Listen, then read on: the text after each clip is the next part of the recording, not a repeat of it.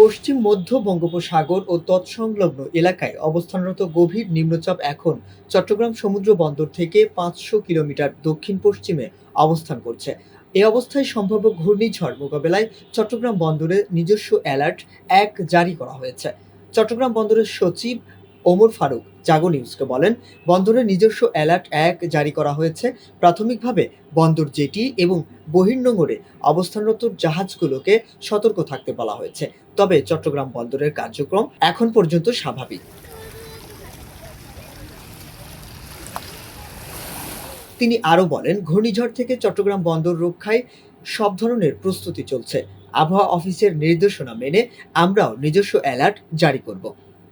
আবহাওয়া অফিস ৪ নম্বর স্থানীয় সতর্কতা সংকেত জারি করলে চট্টগ্রাম বন্দর নিজস্ব অ্যালার্ট ২ জারি করে। এছাড়া ৫ নম্বর থেকে ৭ নম্বর পর্যন্ত বিপদ সংকেত জারি করলে চট্টগ্রাম বন্দর নিজস্ব অ্যালার্ট ৩ জারি করে।